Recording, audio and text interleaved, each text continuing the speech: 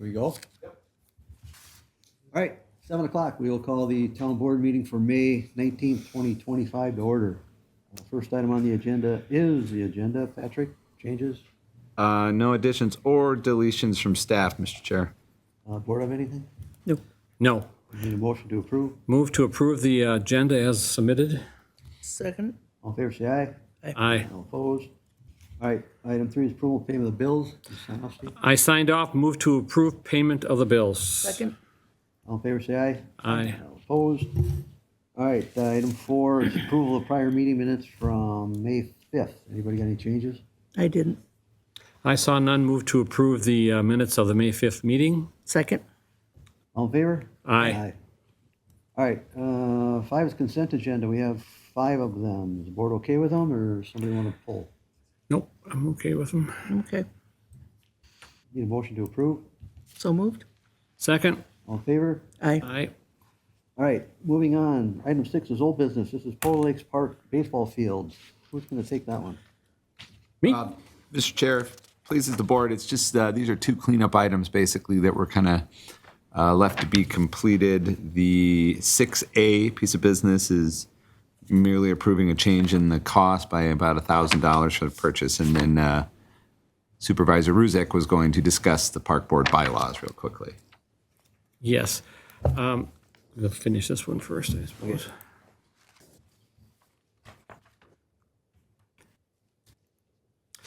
I'm the staff liaison to the park board, and I'll move to approve the updated quote for $32,513.33 from Belson Outdoors for the purchase of the ADA accessible bleachers for the Polar Lakes baseball fields, with the funding coming from the Community Park Improvement Fund. Again, this is just an update that was already prior approval was received in April from the board, but the cost has changed since we first said we would do that by $2,000 some dollars, I believe. I'll second. All right, motion is made and second. All in favor, say aye. Aye. Aye. All opposed? All right, then the next one, Steve, the bylaws. Yes. The park board has been working for about 2 years to put together, it takes that long to put together some bylaws and also update an ordinance establishing some rules for our Polar Lakes Park. And it's went through the draft process, and it's also been shared with our users to see if there were any things that we were missing. And the end users understood where we're at. They had nothing that they would recommend, and so it was approved. However, there was some discrepancies between some language in the bylaws and the ordinance, two little minor clerical errors, and they were both fixed. And so this is just to update that the park board bylaws are now in its final state, and ordinance 99 is established for the use of the parks. So, any questions? So that's still, we revised it, so we still need a motion to approve that. We correct? do. Yes. Definitely. Sure. I'll make a motion to approve the park board review and recommendation on the bylaws and accompanying ordinance establishing the park board. Second. I'll second that. Motion made and second. All in favor, say aye. Aye. Aye. All opposed? Thank you, board. Motion carries. All right, item 7 is the public hearing concerning the Park 35 project. I need a motion to waive the reading. I'll move to waive the reading that was properly published. I'll second. All in favor, say aye. Aye. All opposed? And I need a motion to open up the public hearing. I'll move to open up the public hearing. I'll second. All right, all in favor, say aye. Aye. All right, Larry or CJ, who's going to take this? Thank you, Mr. Chair. Tonight, we have the final plat for the major subdivision of Park 35E at 5300 Centerville Road. Similarly to the former board meeting, I'll have a presentation to put on the screen. If it cooperates with me here.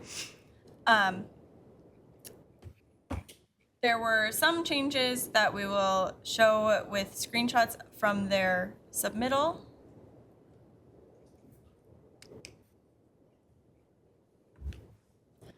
Technical difficulties, but we'll keep moving. So the applicant is proposing to subdivide their property into the previously seen lots 1 Outlot A, B, and C.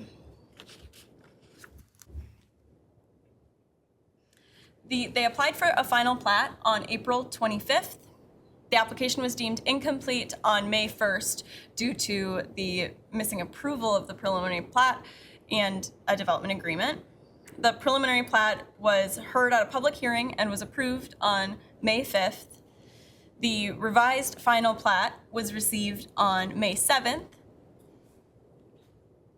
And a final public hearing and action is being taken tonight, 5/19, with a 60-day review period ending on June 14th.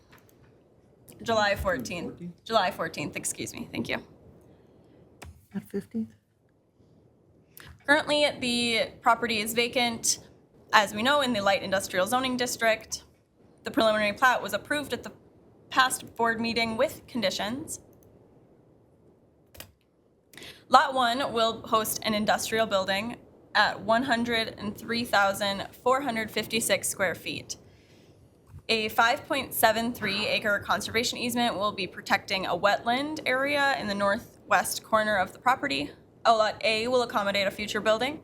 Outlot B will consist of existing wetlands and a drainage easement. And Outlot C will accommodate a future building. There is a proposed trail that runs from the north to the south that is required by the township's comprehensive plan. The conservation easement and this trail are meeting the requirement for parkland dedication, so there's no fee for parkland. And as a condition of preliminary plat approval, that trail will be constructed during development of Lot 1. As for the landscaping, Lot 1 and Outlot A show proposed landscaping. Proposed landscaping, as a condition of the preliminary plat approval as well, will be installed during the development of Lot 1. This includes a mixture of deciduous and coniferous trees on the north, in the center north of the property. Some existing trees will remain, mainly coniferous trees.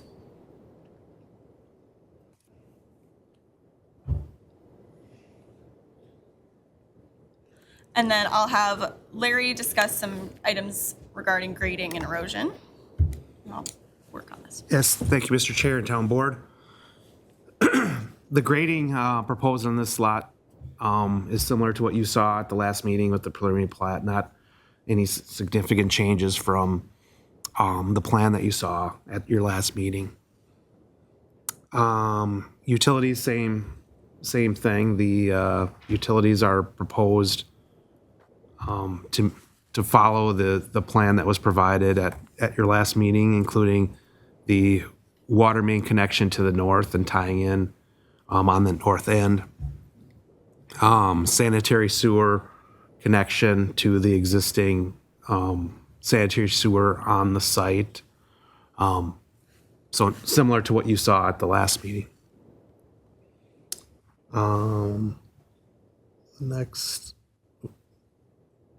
Oh, site access. As you recall, there's two access points from Centerville Road that would be built with Phase 1 and would include some turn lanes that would be installed with this phase. Again, no changes to the plans there in that regard.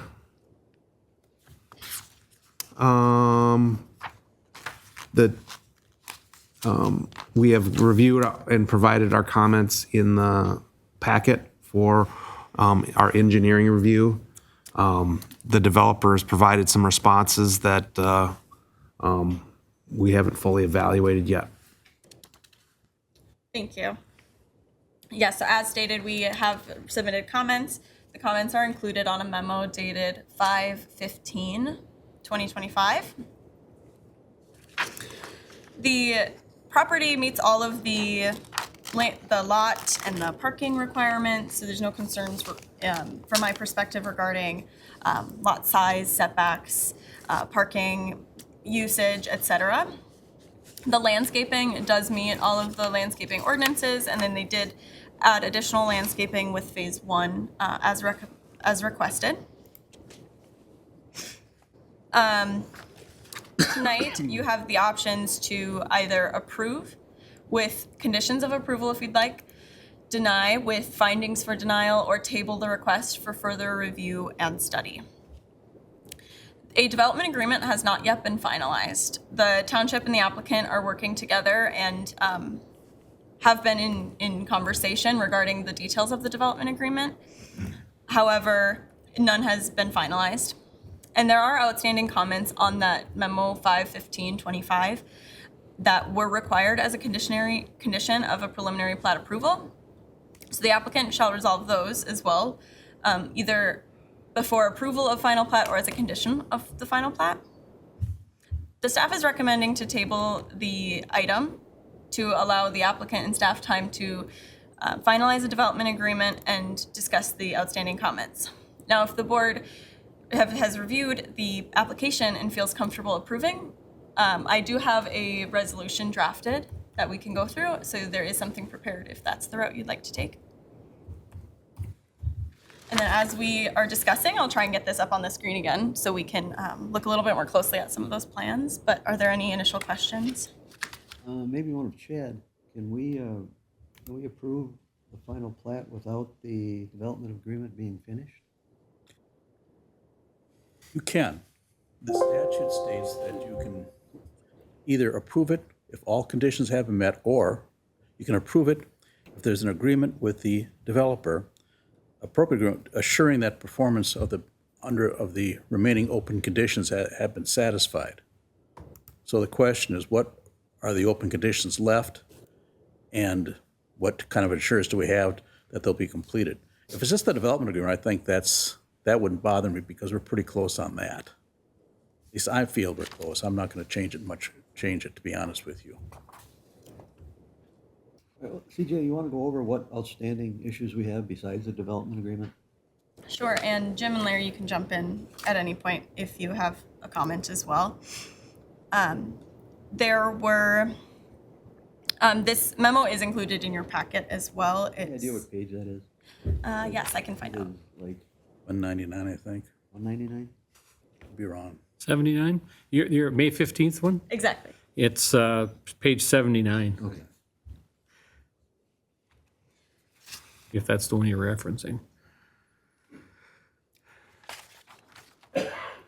There were comments from the Public Works Department regarding the memo that was included as a preliminary plat condition of approval.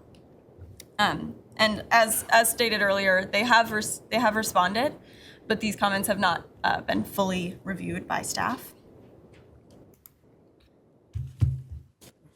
Public Works also commented regarding the landscaping plan, just mentioning that the species are good choices for fast growth.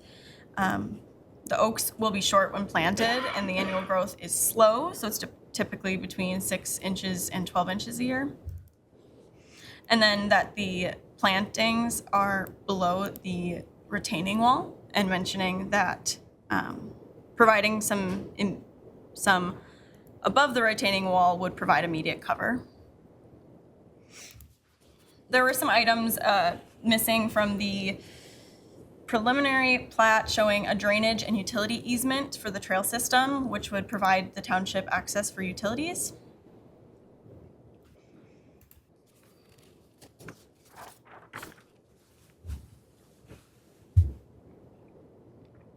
There were comments regarding water main easements and the widths of said water main easements.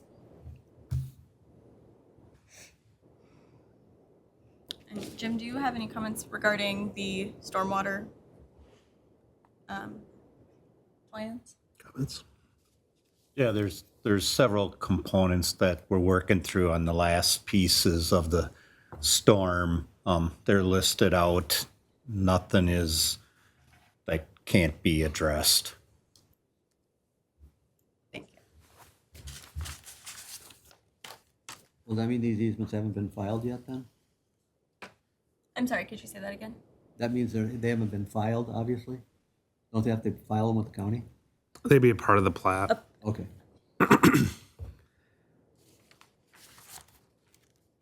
I did get the screen to work for me.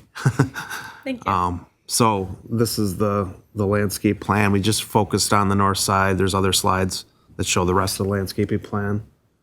But if you wanted to kind of, I don't know if you wanted to walk through the north side. Sure, yeah, so this is against the northern property line.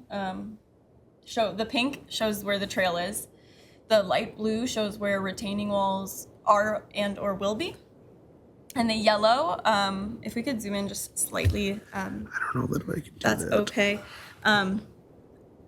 The yellow shows where new trees will be planted. They also are showing existing trees, which I have not highlighted there. On the south side of the retaining wall, there are some coniferous trees shown there as well, the tall, skinny ones. I'm not exactly sure of the proper terminology there, but it is included in the plat documents. And then where we have an easement on the east side, no plantings will be there because it's a utility easement. So you'll see a small gap in landscaping for that reason. Yep, right there. But this is all planting below the retaining wall, correct? On the west side, where the small round ones are, those are below the retaining wall. There's That's above the retaining wall? There's a mixture in this area below the retaining wall where the retaining wall kind of ends. And then the coniferous here along the curved portion of the retaining wall are above the retaining wall. Is there a reason that line doesn't extend more towards the east? This line? Yes. Seems to me that's more of a screening effect for the neighbors than the stuff down below by the trail. And that would be a good question for the applicant, I believe. Yeah, and what kind of trees or shrubs are those? On the top part? That'd be another question for the applicant. They have more details around the species that we could provide, otherwise they could maybe chime in on that. Excuse me, are those the ones noted in Dale's comments? So they're honey locusts and autumn blaze maples? That's the mixture over on this section. I think there's some coniferous as well in that mix. Dale's comments are below the retaining wall. On the north side, towards Correct. the house. And there's gonna be some mixtures of oaks in there, looks like. Some oaks.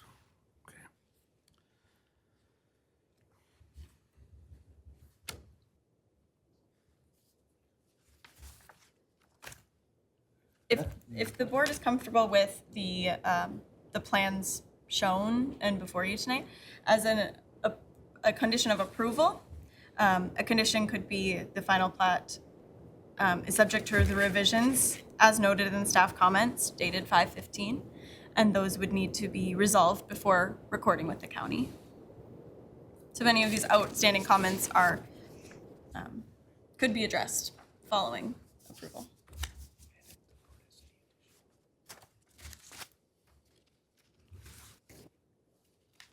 All right, Beth, questions, comments? I think the landscape plan as it stands is kind of in conflict with the permitted use standard we've got with regard to not diminishing the value of these homes. I don't think the screening goes nearly far enough. I really think we've got to do better than this. Especially when you consider all the problems they put up with, the dust and everything, what are they gonna do to help these people? I mean, it's just, this, to me, is really not gonna cut it. Are you talking down below or up above?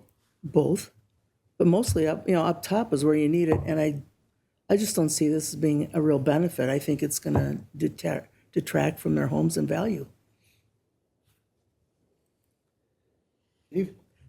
Again, the landscaping was the key heartburn the last time we talked. I know there's been some improvement, but I guess I read what Dale wrote about above My computer is not catching up on that, what he exactly said. But I'd like to see some more screening because it's not going to help anything with the people to the north for years. That's the truth of it. And one of the things that I saw was some decorative screening that somebody had thought about. Was there any? I'd like to know if there's any consideration for any other kind of buffer there for the residents.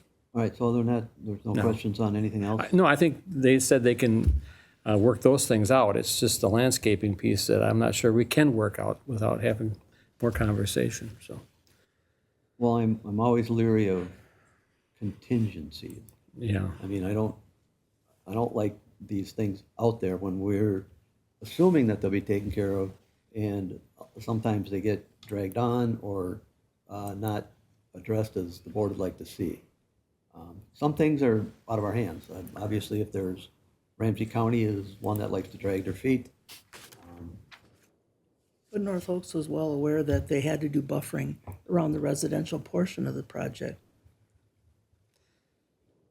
So we'll open it up for the public, but I guess we'll have to see how the developer wants to approach that. But it looks like now it's just, for the board's sake, it's just landscaping? yeah, Is that a yes. consensus? I want to do as much as possible so that I understand that the big aspect is I might have the A and B's mixed up, the lots one, but I don't want it to sit there for 7 years and have no development to the north. I mean, even by the developer's own statement that the climate is not necessarily great for occupancy or building. Well, we don't know what's going to, the future is that 5 or 7 could be longer. Not that you want it longer, but I don't want it sitting there empty. So the more we do now, the better. Well, Chad, with our ordinances and our, how we explicitly say what they need to put in for trees, sizes, how much leeway do we have? Well, I don't think we actually have an ordinance which states what trees we have to put in. Well, I think on industrial though, is there an ordinance to how many deciduous, how many overstory? I think we have something that gives them a guideline. But there was always an intent that, the residential and the light industrial would have a buffer zone. I mean, you can go back to all the meeting minutes and it was indicated it should have always been buffered. And that's just common sense that you wouldn't have a nice residential area and then, it's industrial. The only problem is that was then, this is now, so we're still I gonna know, have but to. we've still got it, in the permitted use standards. And We're bound by what we can legally make them do and what we can't. I mean, I think we pushed landscaping as far as we can. Mr. Chair, may I? The township does have landscaping requirements aligned in a policy that was adopted by the board in 1992. When? In 1992, Ooh, we may want to revisit that April one. of 1992, that is on our list of things to look at in the future that we will bring forward to you. But the requirements are met based on that policy. So that policy states that, for example, 1 overstory deciduous shade tree per 2,000 square feet of total building area. Also, 1 coniferous tree per every 2,000 square feet of total building area. They shall be a minimum of 6 feet high. 1 ornamental tree per every 2,000 square foot of building, or per every 200 feet of site perimeter, whichever is greater. it doesn't allow for anything with terrain, does it? Because you've got a very deep, almost ravine-like, the terrain is very steep. That's don't have that's the- really nice for, like rote, but it doesn't really cut the mustard for this situation. Right, I don't have the full policy in front of me, but from what I can recall, I don't remember seeing anything regarding specifically intense topography lots. So that would be something we should look at in the future as well. Which is why we need in the future to look at this as a conditional use permit instead of a permitted use. Because conditional use permits allow you to customize the permit approved to deal with situations like this.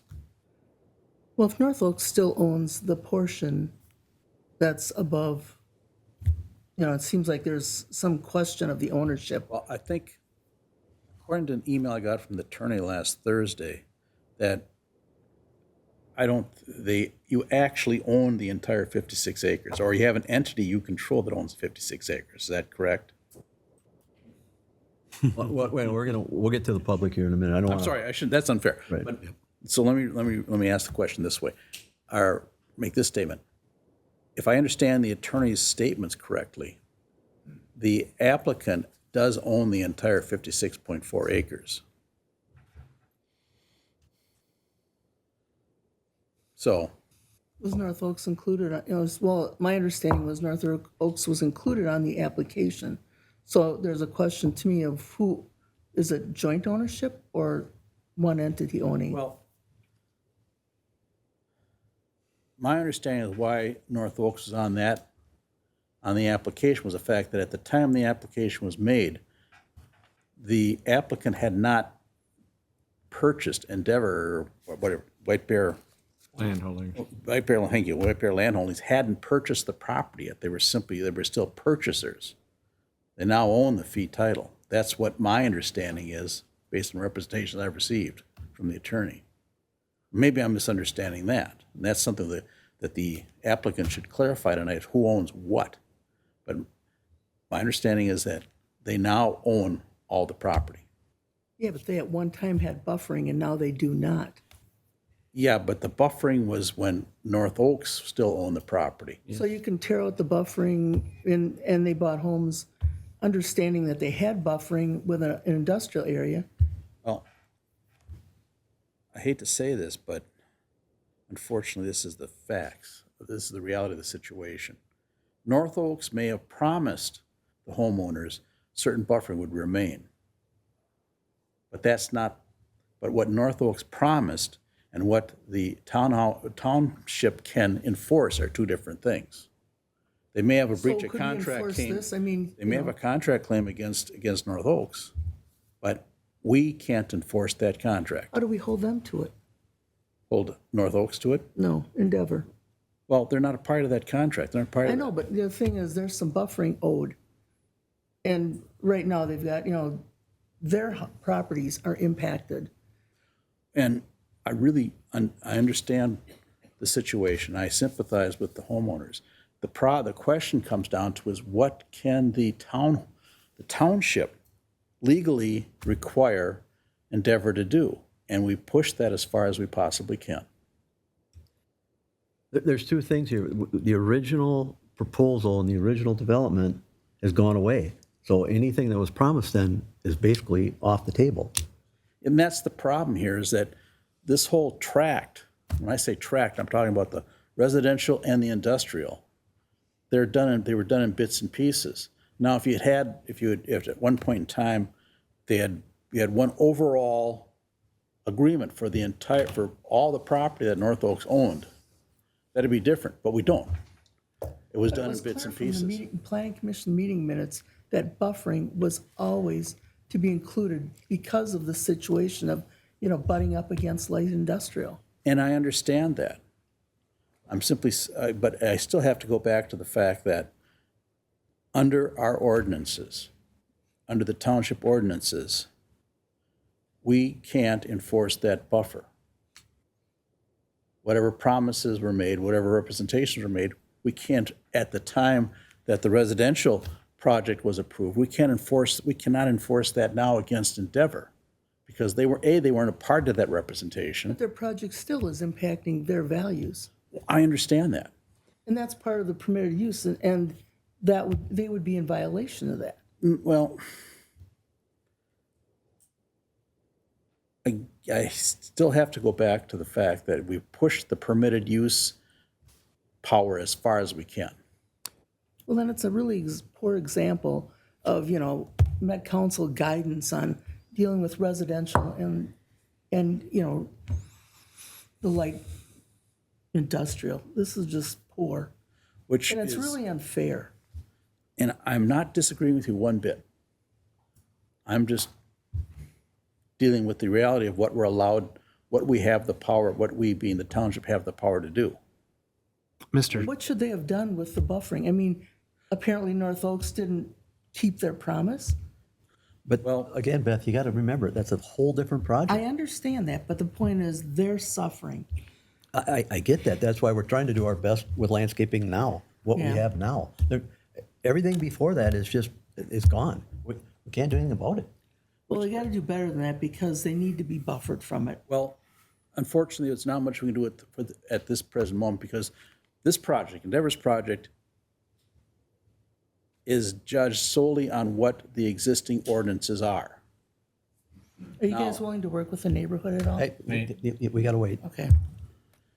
But that's why I come back to the comment I made before, that in the future, we need to look at our zoning, whether or not we should deal with these kind of projects as conditional uses and not permitted uses. Because again, conditional uses give you more leeway, give more power to customize the project to these kind of issues. Permitted uses do not. And this gets back to, Chad, when you explained that at the last meeting. The applicant, who was North Oaks LLC, first came in for a grading plan. They had the legal right to take down their trees. And that's what they did. They took down their trees. Now, a lot of those trees were screening for the neighbors.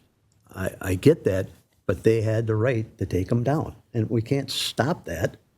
No, we cannot enforce something, cannot enforce a requirement that does not appear in our ordinances or appear in state statutes. That's one point that is extremely clear, that municipalities, such as the township, let me put it this way, and this is, the ordinances drafted by the township or by any municipality are interpreted against the township or the municipality because they drafted them. They adopt them. So what we drafted are what we're bound to deal with. And there's nothing in our ordinances that allow you to require Endeavor to go beyond what the landscaping plan that they proposed is. I mean, I understand what the concerns are. I understand what happened here. But it still gets back, unfortunately, to what powers do you have? And you don't, and you've taken the powers you do have and pushed them as far as you can. Steve, sorry, go ahead, Larry. Mr. Chair and Town Board, I think one of the powers that you did execute as a part of the preliminary plat was requiring additional landscaping for this area as built as a part of phase one. And I think it's fair for you to look at whether their plan is appropriate and to provide comments back to the developer on the appropriateness of the landscaping plan that they've provided. Within the parameters of our own policies and ordinances. All right, Steve. I was going to say almost what he said is that I think we need to hear from the developers at this point, because I listened to what you said, I listened to what Beth said, I listened to what Chad says, and I looked at the ordinance, and there's not a whole lot of wiggle room, truly, other than goodwill to what's happening to those people to the north. And I guess we need to hear from the developer if there's any other options that they would consider in landscaping. I think that's the biggest. All right, but I'm getting a sense of the board, we're just down to strictly landscaping, correct? Any other outstanding issues? I think some of the staff things that we can be worked out. I do have a question, Chad. If we do okay tonight with those outstanding issues and not a development agreement, can a building permit be issued? Well, I think that's the whole point of getting the final plat approval, is that with a final plat approval, they're going to apply for a building permit. Okay, but is that going to hold it up because of Mike not feeling comfortable with some of these things not addressed or not? that all depends on whether or not he can, whether or not those issues are issues that a building permit can deal with. Okay. All right, if there's no other comments from the board, I need a motion to open up for public comment. I'll make a motion to open the hearing for public comment. Second. All in favor, say aye. Aye. All opposed? All right, developers, I guess, obviously you see where we're coming from. If you want to come up, maybe you can help us out with this. Yeah. Just name and address for the record, please. So my name is Evan Madsen, and my address is 6317 Mildred Avenue.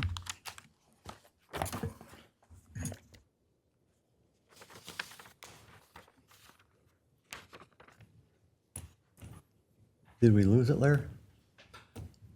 On my computer, I don't have his presentation. CJ's trying to get it up. Oh, I have okay. a flash drive too, if that works. I can give you a I flash. don't. Or would you like me, if I email it to you, Larry, will you be able to get it?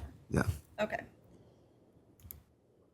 I just emailed Larry your presentation to share on the screen.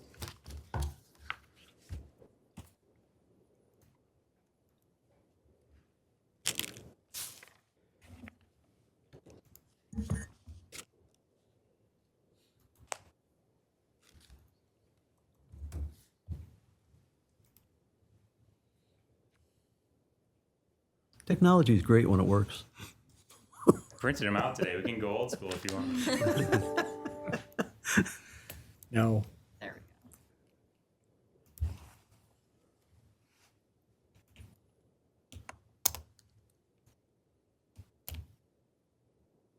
we Okay.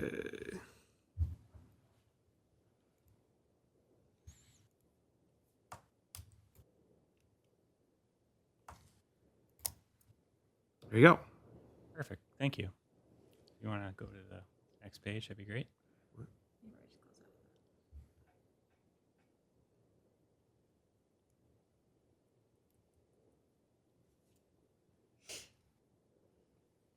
Go ahead. Next slide, please. Oh, I'm sorry. Can you get to just the landscaping? I think that's the only thing we're interested in. We've seen the Oh, it is. PowerPoint, so. Okay. I was just going to say the one item that's new is we're seeking approval for subdivision permitted use applications conditioned upon execution of a development agreement and prior to the issuance of, or satisfying staff comments prior to the issuance of a building permit. So we're not trying to avoid any of these items. We're trying to work through them with you. And we wanted to make you aware of that. So if we want to go right to the landscaping, I'd like to invite Mark Crom back up.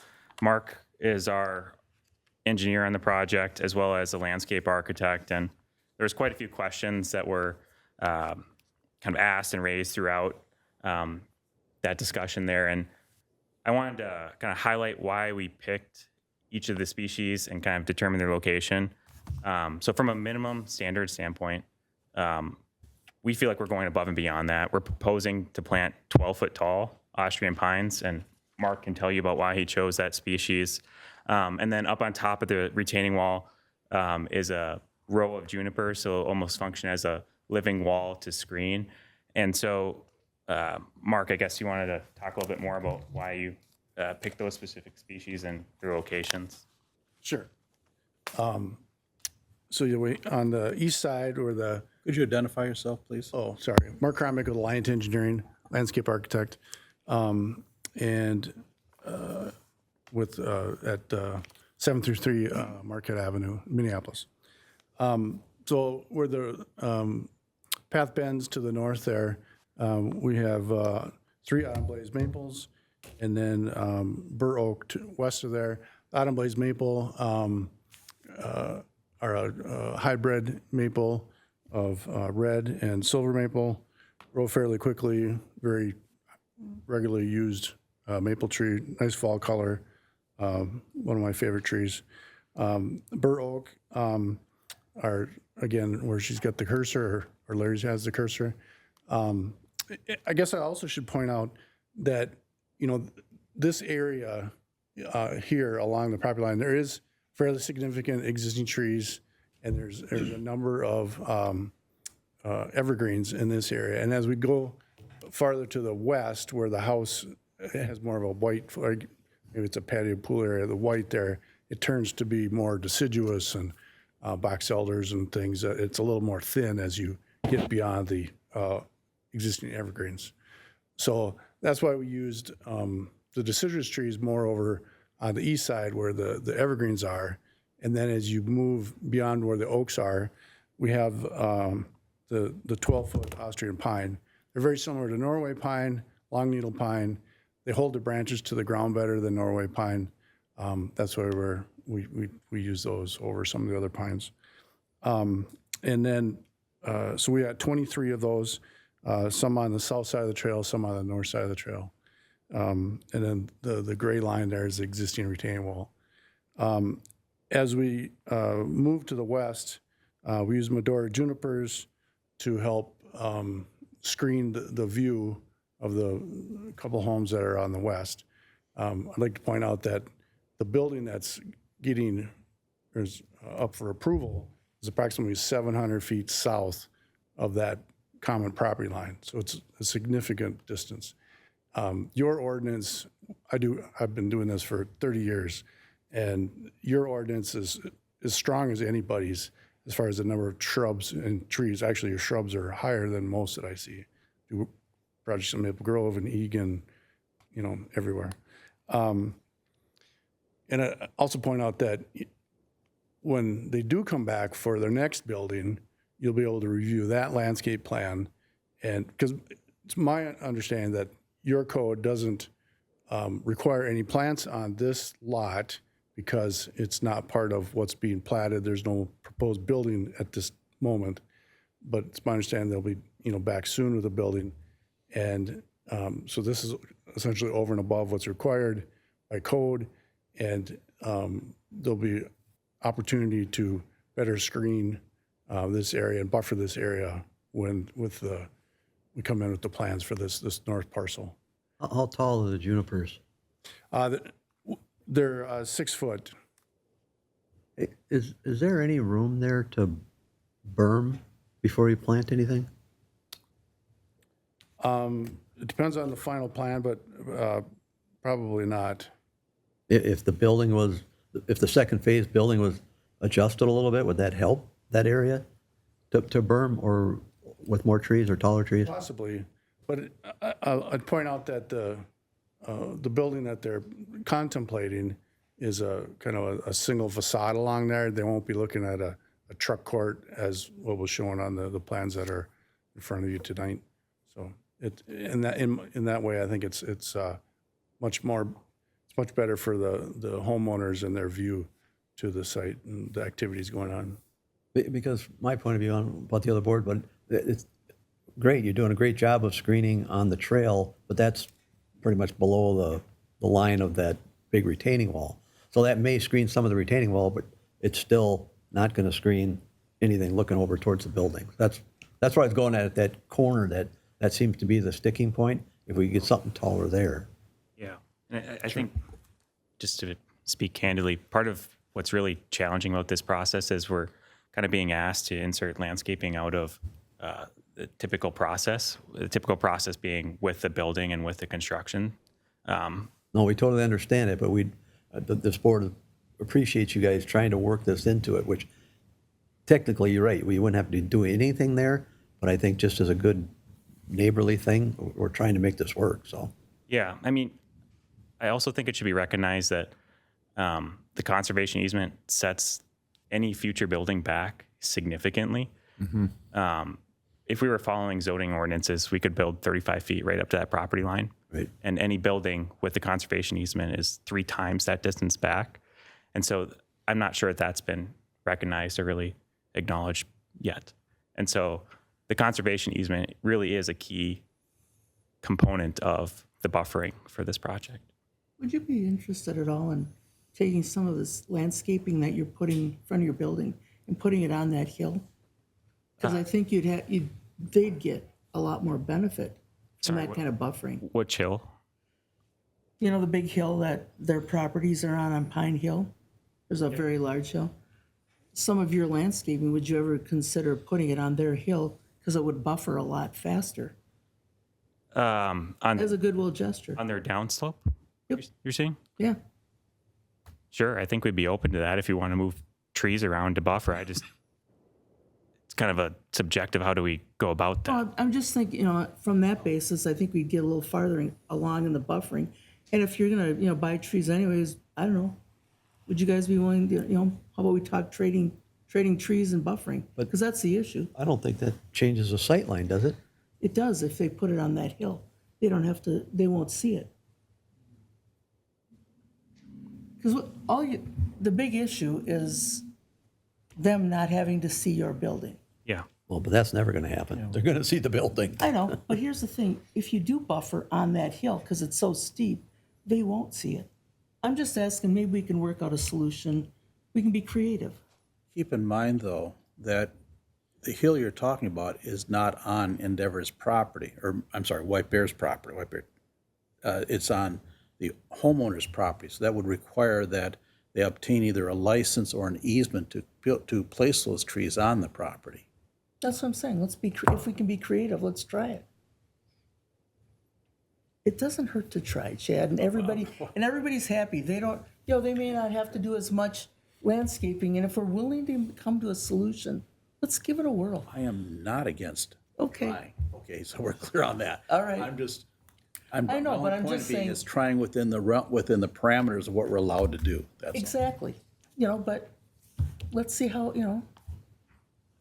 But If they're willing and if the even neighborhood's some willing. sort of process for that wouldn't happen until they go to put the other building up, would it, Chad?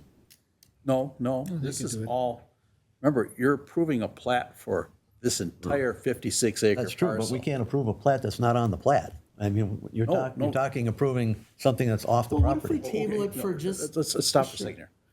Okay, the plat you're approving consists of Lot 1, outlots A, B, and C. That's the entire plat. And since outlots A, B, and C are part of the plat, you can require they do that. It is part of the property. Don't focus on Lot 1 only. Focus on the entire property, because that's what you're platting. But what she's proposing, though, is outside of that plat. That's, It is on private That's my property point. that these residents have, and that's my point. and we have not discussed it up till now. And I don't know if I want to step into that we are now landscaping private property for another property. I I understand it, think but, we're trying to fine line here. we are walking a fine line, but I guess if we can be creative and everybody benefits, I mean, it's like, maybe we can help them. They don't have to, there's a reasonable trade here. I mean, if you're willing to consider it and you can talk to the neighborhood, I'd like to see everybody just work it out, because the issue is they need to be buffered. And I think the intent had always been that there would be buffering between a residential and a light industrial. And I don't really want to be cruel to you, but it's like, I feel their pain, and I think you understand it too, if you were in their position. So it's like, if we can be creative, like table it, talk about it, bring it back, could that work? Well, there's moral rights and there are legal rights. There are. And they're within, based on what Chad said, they are within the legal rights of our ordinance as it sits. I'm Exactly. not disagreeing that I'd Yeah. like them to work it out with the neighbors. Don't get me wrong there. Yeah. I just don't know if that's where we want to be. I'm for working it out, but, We need to hear what he has to say, I guess. okay. So my name is Joe Bergman, 885 Linwood Avenue. So I can appreciate what you're saying, and I think we've demonstrated along for the last several months, we're trying to work as collaboratively as we can with staff and taking the feedback that we've gotten in our meetings with the neighborhood to try to accommodate as best we can all of the varying demands here. And I think as we I'm just thinking you might owe a little payback for all the dust and again, stuff that they can't put up with. I mean, you're asking us to pay back for something that we didn't do. just pay it forward a little Right, I bit. get it. And I think part of the challenge we keep running into here is, I know we're trying to focus on the building we're putting up 700 feet to the south right now. I think everyone is aware that we have a second application in that's in front of the Planning Commission on Thursday. That is involving a building that's right there on this end and that we've rotated to sort of provide that buffer from that and to prevent sort of that, not only the visibility of the trucking activity, but presumably buffer the visibility of the buildings behind it, of any dust or anything like that. But what you're asking us to do here in terms of trying to work with individual neighbors on this plan is really something that probably comes along with that next building, because I think what we're trying to propose here is, again, as Evan noted, we're going kind of, in our minds, going above and beyond what is required by the policy and sort of would be atypical to build. Now, we're trying to give that on the understanding that there's a concern that what if something doesn't happen on the second phase? I understand that concern, that's a fair concern, but we're also 3 days out from presenting another project there that's gonna be constructed on the same timeline.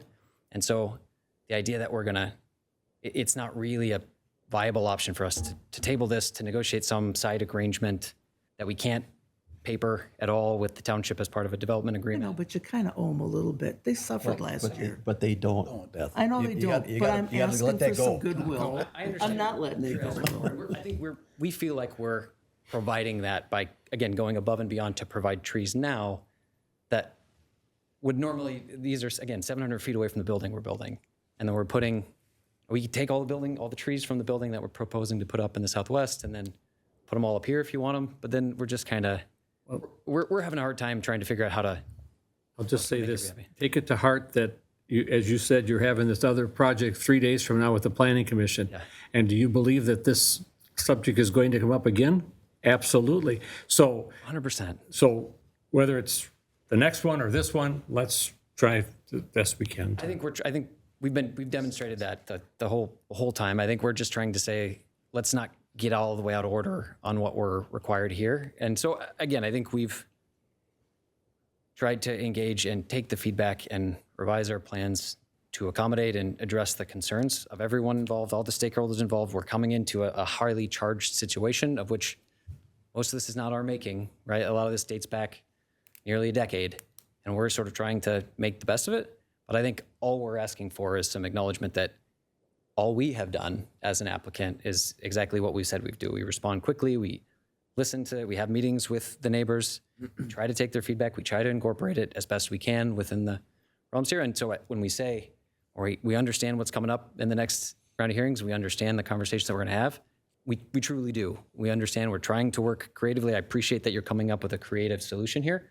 I just think from our perspective, at this point in time, we need to stick to the project that we're at. And again, what we're providing here is kind of the best we can do until we get to the next project, because we're not in a position to make the kind of commitments I think that you're asking us to make in regards to neighboring properties. How much sway you got with Mark Hoagie? Maybe he could help you out. Yeah, I could try, but again, that's not going to solve this, right? Like this is a problem for the next building that's coming up in 3 days that we're going to talk to all the same people, have the same conversations, and then we'll be hopefully be in front of this town board having the same conversations with you.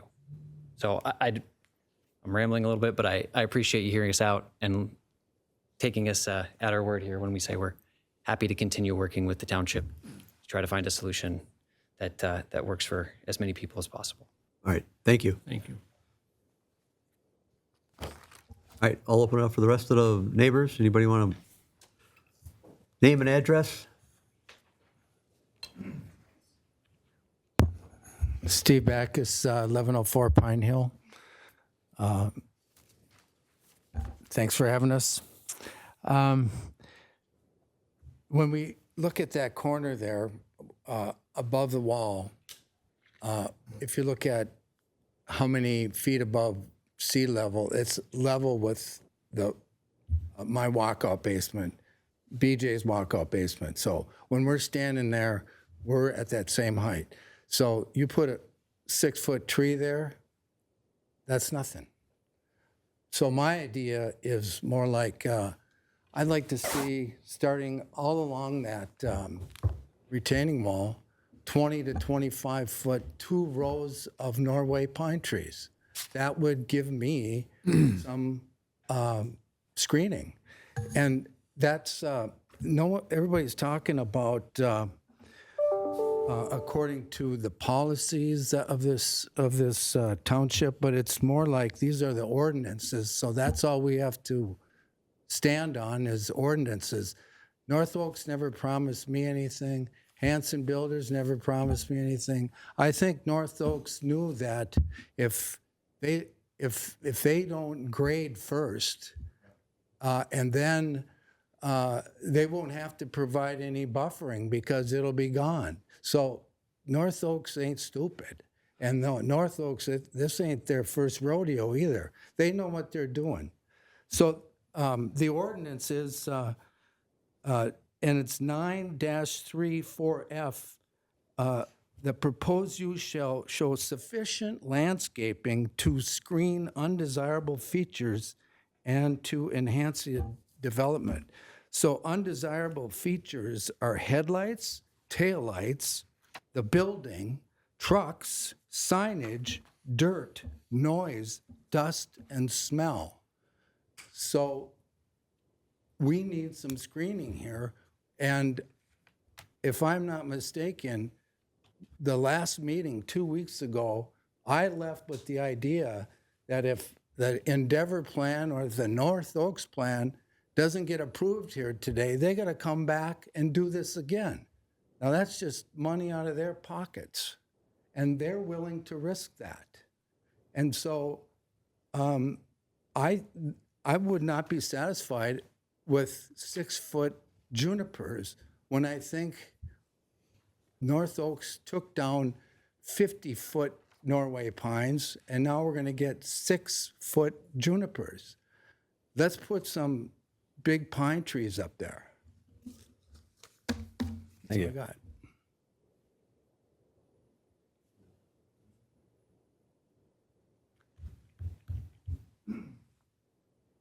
Spencer Olson, 1131 Pine Hill Lane. I think that was good discussion, Steve. Appreciate that. I just have a question maybe for you, Chad, or just the broader board. But are there grounds to deny the application if the board isn't satisfied with the landscaping, or like what are the legal limitations that they have in approving or tabling or denying the application? Legal limitations are those based, the town board cannot go beyond what's required by the ordinance. In fact, the section that was just cited, 9.3.4F, that's part of the permitted use standard ordinance. That's already been granted. That was granted at the last meeting. So it's too late so we accepted the landscaping plan that was presented in the last meeting. The board pushed it as far as it possibly could, legally.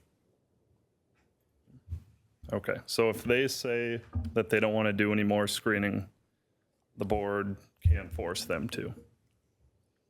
Board can try, but now you're asking me to give legal advice, hypothetical legal advice, that really I would not give at an open meeting because it involves potential litigation, and that's an issue that should be dealt with in a closed meeting. So unfortunately, I would like to answer your question, but as the attorney for the town, it's in the town's best interest. I don't say anymore. Okay. Not like that. I don't like that concept. Don't like it, but that's the way I see it. Yeah, well, I would just say the landscaping plan is better. I agree the trees really would need to be higher to have any impact. So really trying to get to that 20-25 foot range. I had brought up a buffering fence of some sort. If that's more cost effective, that would be in that 15 to 20 foot range. I thought that should have been considered. In my view, those trees should extend along the top of the retaining wall to protect some of the other houses along there. The trees aren't that dense back there, so you can still see the development. So I guess I would just encourage the township leadership to make every effort, which I see that you're doing, but to try to stall this process so that we get a better landscaping plan that meets those permitted use standards, which in my view are not being met with this plan because they just don't provide adequate screening to the residences. So, thank you. Anyone else? I guess. BJ Schultz, 1108 Pine Hill Lane. One thing I wanted to say too about the trail position on like the northwest side, the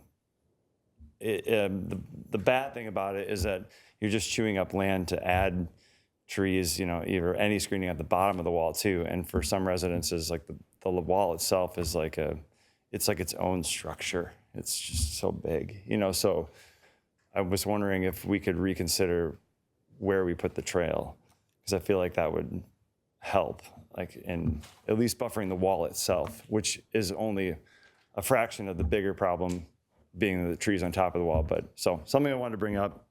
Is that something that you guys are willing to discuss? That trail is in a spot where it's the only place it can go.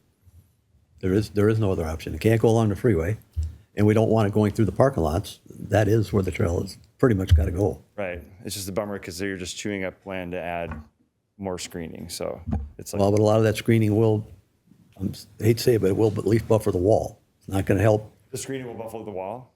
Well, along the trails, all that screening along the trails will help buffer some of that wall. Right, but the biggest part of the wall where it's 20 feet, there's no trees on the bottom, So that's where, because at the edge of the trail you have swamp, so you can't Right. put any trees in the swamp, obviously. So for Lori, she has no screening whatsoever, period. Because there's nothing at the bottom of the wall, which would take years to grow up anyways, and then there's these little ones on top of the wall, but that's nothing. So. So something to consider as well. I just want to bring up, and then I feel like they kind of said everything I wanted to say. But the other night, it was like 11 p.m. and I was watching the people leave Haraeus and from second shift, and it reminded me to, I know there was discussion that this particular building would not have second shift, but is there something in the township ordinances or something that says that it will not have a second shift or third shift? Because when everybody was leaving, Haraeus is like 3/4 of a mile from our house now, but now there's no blockage, so I can see everybody leaving. And if that northern building that's being proposed in 3 days, if you do have third shift or second shift and everybody's leaving at 11 p.m., that's going to be the worst. So people are going to be pretty mad because you're going to have parking lights and lights as well. So I don't know, is there anything about that can be discussed? Yeah, correct me if I'm wrong, but light industrial has to go with the use has to go with the operating hours. I think we've already had this discussion. Yes, we have, yeah. Yeah. You're right, though. It should. Mr. Chair. So there would be no late shifts. So Haraeus can do that though? They're considered manufacturing. That's a different zoning. Yep. Okay. And trust me, I know at 2:30 you don't want to be on that road because they're not very nice coming in and out of there either. Right. Yeah, I think that like the permitted use standard, sorry to keep going back to this, but the one that still jumps out at me is the property was like standard 9-4.4F. The proposed shall not depreciate the value of adjacent properties. I had a realtor tell me that our property value dropped $50,000. Take it for what it's worth. That's not like on paper, but there's no question that this is going to either impact our property values or impact the ability to sell our homes, which you have 7 families that want to do, by the way. Well, as that last point, I need to clarify something. 9-4.4 is for conditional use permits. Okay, again, This it is goes a back to that permitted, conditional. yeah. So that's the problem here, is that Right. this is not a conditional use. So is there anything about decreasing property values that is still? Not in permitted uses, no, not in permitted use language, only in the conditional use language you cited. I feel like I missed that at the meeting 2 weeks ago. Why? But again, you got to go way back to when you bought the house. It was zone light industrial. Right. Everybody in that whole project knew it was light industrial. I know. This was going to happen. And it's not that it's not going to happen. It is going to happen. We're just trying to make the best of we can.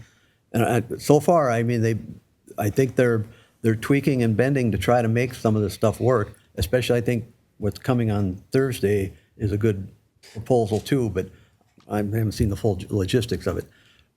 It's going to happen. We can't possibly screen you people from the buildings. There's no way in the world that's going to happen. You can't put up enough trees. You wouldn't be able to put up another building. Yeah, what They about a had wall? enough trees, Ed. It's too late for that, Beth. I know you got to get over that. So, What about a wall? Sorry to interrupt. what do you mean a wall? Can they put up a 15 or 20 foot screening The wall? decorative screening wall you're talking Yeah. on top of? But you're talking about something like a soundboard on the freeway? Yeah. That would be a little extreme for us to demand that all light industrial has to put 20-foot walls around them. There's no provision in the permit, in the ordinance that would allow us to require that. It would almost have to be their goodwill to do it. I don't think. So what is the screening between a industrial park and a residential neighborhood? It just feels like it's not really, just feels like this subjective thing we're all just searching for that is just not even concrete, you know, like. They've already moved the buildings back farther than they had to. They could have encroached more. Well, they encroached the land towards our house, though. I mean, But the buildings themselves, and like I said, right now, we're asking them to screen a building that's not even up yet. So, Right. and they are trying to go that far. I don't know how we're gonna make you happy without, this might just be a phase 2 issue before that building gets up and we can get more screening in there. yeah, it just seems a little sneaky that they're pushing phase 1 and then phase 2. It's like, oh, we didn't address it because we didn't have a chance to, or you know, you can see it from our perspective. It's just like, it's kind of like going back to the clearing. If somebody would have come out to our houses, they might have been like, oh, they're going to take in all the trees and move the earth towards our house and build a giant wall. Like, this is going to cause some problems, you know. And I wish that somebody would have done that. And I know it doesn't make any sense at this point, but I just hope that moving forward, as we're looking at this next building in our backyard, that there's just some preliminary like red flags that are like, hey, we should think about this because this is going to get sticky and people are going to continue to be mad. I mean, we have a parking lot in our backyard with nothing, you know. So the trees are awesome. You guys, the trees are great. They're just at the bottom of a hill. Like, they don't do anything. Come to our house. You're welcome. Come over for dinner. We will gladly have you. But, Okay. you know, and again, BJ, the problem was the grading plan. And Right. we've said it before. I've said it before. The town did everything it could I get it. I in the understand. grading plan, but we couldn't push any farther. I know. It's a huge bummer. It is. It's a huge bummer. Well, we agree with you on that Affecting one. families more than you guys even can imagine. It's not. It's more than houses in our backyards. I wish it was houses in our backyards. And I can't plant trees. There's the slope. Like, there's nothing we can do to help mitigate ourselves. This is why we need your guys' help. So I know you know this, but it's worth saying again. So thank you.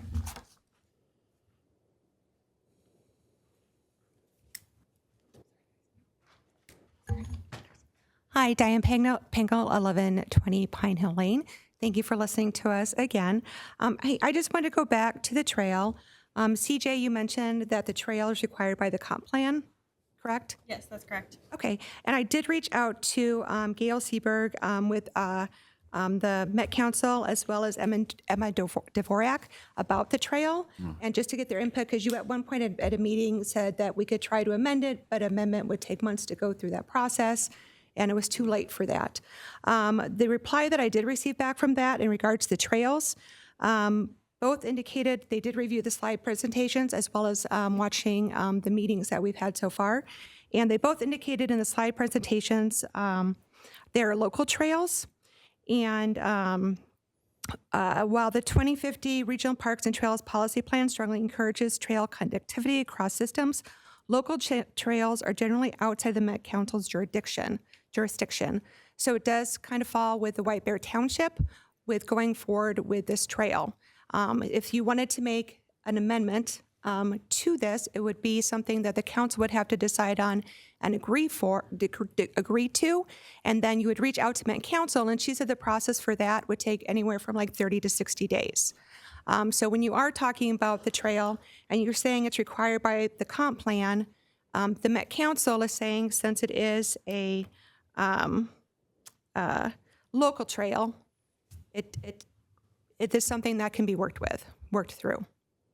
This is part of the master plan for our comp plan. And So I don't know if I'd call it a local trail, but that's very nice of Ramsey County or Met Council to say 30 to 60 days, because the last time it was 9 months. Okay. So, But they did say there is a process for that, and since it is the local trail, it is something to be considered. So I did want to bring that up as a possibility, because if we were to remove the trail, that would then maybe create a possibility for doing a berm to put taller trees in that space versus a trail. So I'm looking at this as an alternative, as a place to put screening. It would save you guys a ton of money to not have to do the trail and the pieces that have to go with that. And I know some of us would like to ride our bikes along the trail. That would be great.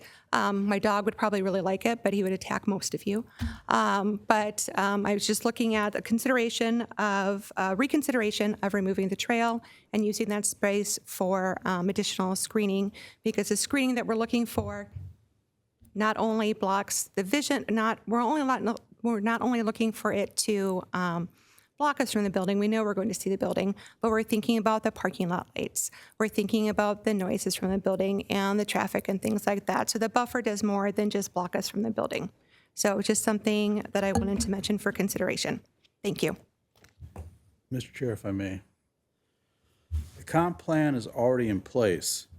More importantly, Endeavor's development was proposed based on the existing comp plan.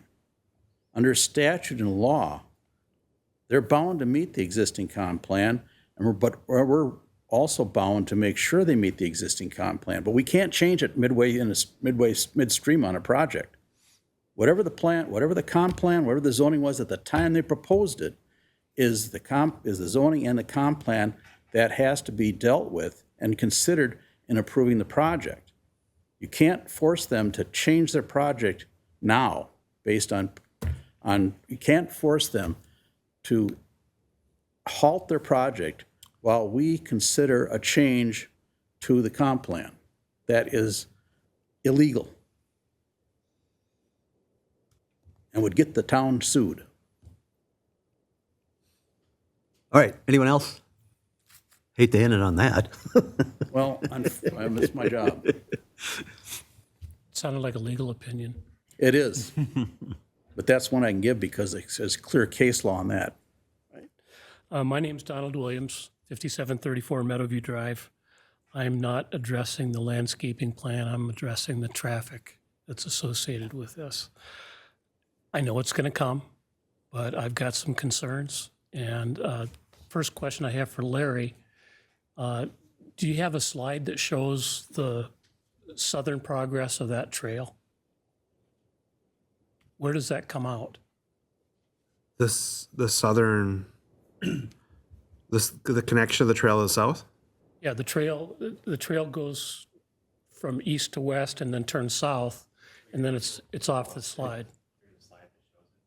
That ties up into Herrera's, correct? Click hide. There you go.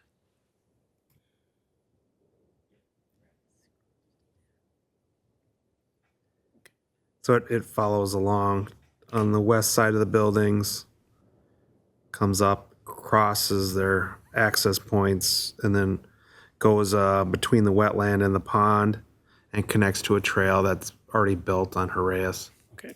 My question is whether it came out on Centerville Road at some point. It does not. Okay. Yeah, eventually, but with existing trail. Okay. I've been a township resident for 39 years. I typically travel Centerville Road several times daily between County Road H2 and Highway 96. Since 2018, the traffic on this stretch of road has increased dramatically. It has more than merely doubled or tripled, and in doing so has become much less safe. Last fall, a good friend of mine was killed while commuting home from his work on a bicycle. Weather permitting, he did so every business day for more than 15 years. So he wasn't a casual biker, he was experienced. He was over 70 years old. I'm guessing he had accrued more than 1 million miles on his bicycles. Just this morning, there was a report of a person being rescued from a car in a pond at 5200 Centerville. I was unable to get any more information before this meeting. The intersection of Centerville and County Road H2 is now a four-way stop with the addition of development on the west. The southbound stop sign at County Road H2 does not meet code. It has never met code. What code are you? Pavement markings. What code are you talking about? the intersection between Centerville Road and County Road H2. Okay, what code are you referring to? Let me finish. The pavement markings are a full car length past the stop sign. All you have to do is look at the northbound to see how it's done right and look at the southbound to see how it's done totally wrong. The county does not seem to be in any hurry to connect their error. It's not uncommon to see vehicles roll through without stopping. I routinely slow down and signal while making a left turn about a quarter mile south of that stop sign. 2 months ago, in a space of 1 week, I was passed twice on the shoulder while doing so, and passed on the double yellow at 7 a.m. by a white Cadillac Escalade. I bought a dash cam. Just south of the railroad track, Deer Hills Drive intersects on the west. About half of the cars roll through that stop sign without a full stop. The speed limit is 50 miles an hour from H2 south for about a mile just before the railroad tracks, where it turns to 40 miles per hour. It is 2-lane with a very limited number of right turn lanes and no left turn lanes. There's a significant number of vehicles driving 10 miles per hour more than the speed limit. I would urge White Bear Township to request that Ramsey County take 3 actions. First, demand that they bring the southbound stop sign at County H2 up to standard. And then request that the Ramsey County Sheriff, and that can come directly from the board, increase enforcement on that patch of road and do a traffic study to support an immediate request to reduce the speed limit to 40 miles per hour. All right, anyone else? Just a point of contention, because now County Road J is going to go through 3 roundabouts, which is going to divert some traffic because of the access to the freeway now. I don't know if this study's been done and what that's going to do for Centerville Road, but the last traffic study I saw, I want to say Centerville Road is only 60% capacity. It's what do they call a commuter? I don't know if that's the correct term, but it has been gone through some traffic studies. For the township to fight the county to do anything on that road is a no-win situation. We can't even get them to do county roads that are right in the heart of the township. Now, that doesn't stop anybody else from trying to mount something, but that's a tough one for us. But obviously, we're not here tonight to try to revamp Centerville Road and traffic studies. That's not what's on the docket. All right, is there anyone else to speak to this? All right, one more thing, then we're gonna roll. You got to come up. Okay, sorry. Does the township require a landscaping buffer or a buffer between that? I feel like I don't have that question like solidified in my brain. What do you mean require a landscaping buffer? Is there a requirement for there to be a buffer between residential and the light? I don't know if they use the term buffer. Our landscape policy is. No, it's just how many trees are supposed to be with the application, correct? That's correct. There's no buffer requirements relating to Screening, sorry. No screening requirements relating to 2 zones adjacent to one another. So what I'm reading is the permitted use standards. So that's the requirement. Yeah. It's in there. It Right. says clearly like there needs to be screening. You're talking about the permitted use standard. Yeah, just in general. Yeah. Yeah. Mr. Chair, may I? Yes. There is, for building 2, they'll need to apply for another permitted use standards permit. So while the permitted use standards permit was approved for lot 1, a second one will be reviewed for lot 2. So Right, that and would I be a think that- conversation in the future. That's exactly right. And I thought that was brought up earlier, but we're going to be looking at this whole thing again, so. Can that be changed to a conditional use permit or no? Well, no, here's the problem. Is that the town is not allowed to change zoning after a permit is, once a permit is filed and accepted by the town. When I say accepted, if it meets all the requirements of the ordinance, we have to accept it. Once that's accepted, no, we cannot change zoning at that point in time. It has to be done before any permits are granted. Okay. So in the ordinances, is there required screening between light industrial and residential? No. Nothing. Is that unusual to have that? I mean, I feel like that's just kind of, like Beth was saying, common sense, like. No, because like I said, they specify so many trees per size of building. They don't On the whole specify where it has to be. Right. I get that, the landscape side of it, but just screening in general, whether that's like a wall or No, something. we screen dumpsters, we screen mechanical, we screen a lot of things, but Right. we don't screen the development from everybody else. Weird. Okay. All right. Thank you. All right, last chance. This is getting them. I've talked enough about trees. Well, we understand they're important. I mean, All right. I need a motion to close the public comment. I'll move to close the public comment portion of the hearing. I'll second. All in favor, say aye. Aye. Aye. All opposed? All right.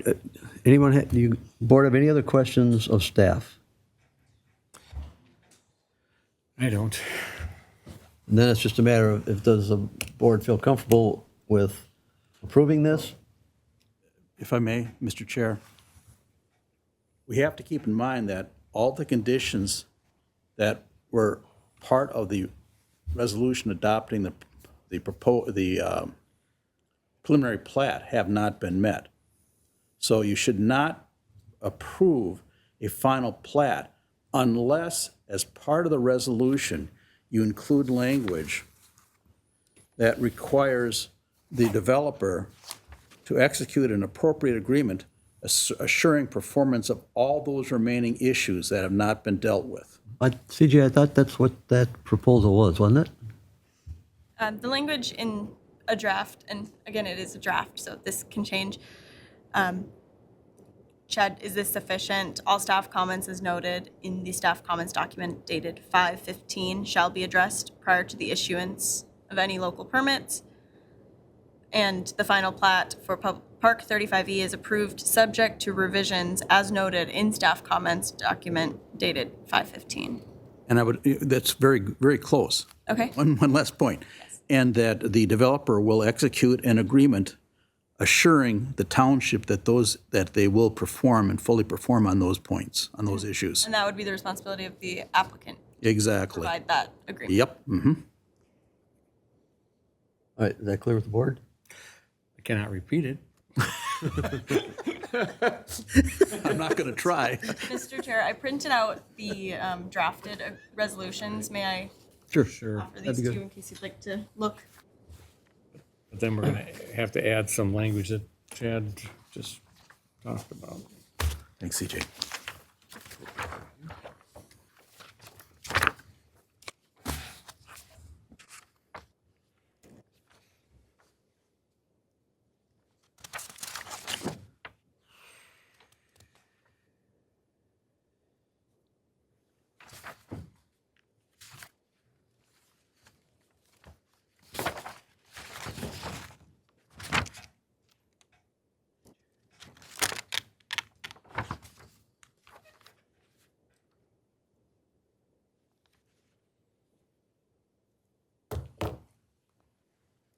So CJ, looks like the only outstanding that's not involved with staff is Ramsey County with the turn lane? Am I reading that right? Say that one more time, I'm sorry. The Turn lanes. Ramsey County, that's the only outstanding besides just staff recommendations or staff reviews? Yeah, MnDOT and Ramsey County will need to Okay. provide approval for those.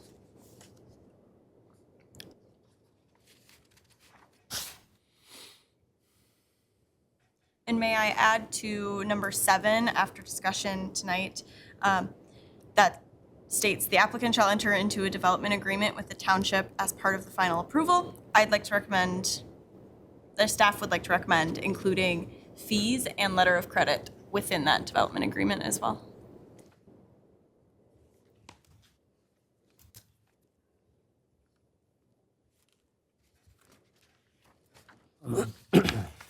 As part of 7, it says the landscaping outlot A shall be constructed during construction of Phase 1 development of Lot 1.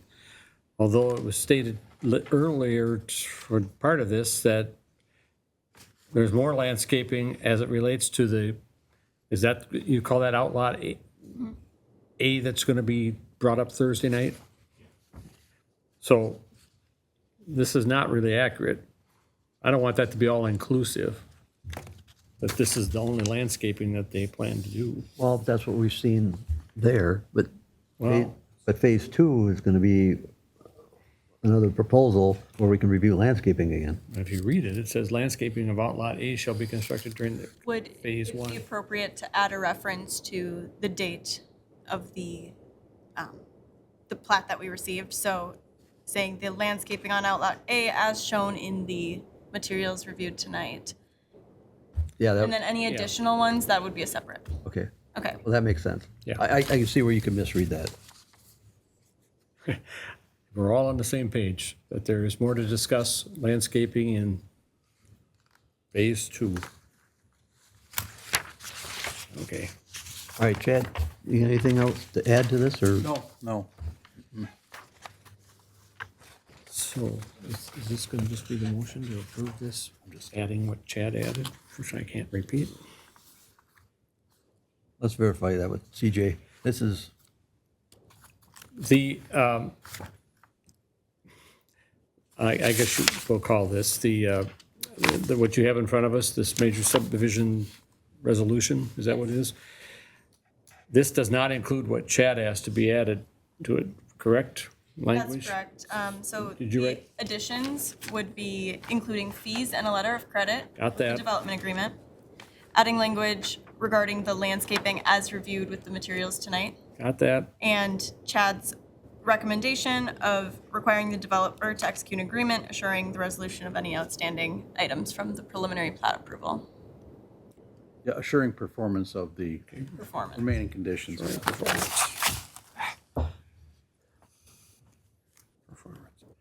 all right. We handled the variances before, correct? So this is just the only thing in front of us now? That's correct. Okay. All right, what's the board's pleasure? Well, I'm for As- tabling it. you're for tabling it? I'm for tabling it since they're going to be in planning commission on Thursday. We're going to have a discussion in the executive board. You know, Mike seems to have questions. We have some outstanding issues. I'd kind of like to table it till it's all cleaned up. Well, you're gonna have to make a formal motion for that. May I Like- clarify with attorney before proceeding? If the final plat is tabled tonight, would the second phase of development still be seen at the planning commission meeting? Sure would be, because it's a separate plat. Sure. I mean, yeah, I'm sorry. That came out wrong. The second phase is it's a completely separate plat, it's a completely separate proposal. So no, it would be independent of what we're doing tonight. Okay, thank you. You're welcome. Can I understand? And the landscaping for that project would be at the same time as this one? Well, okay.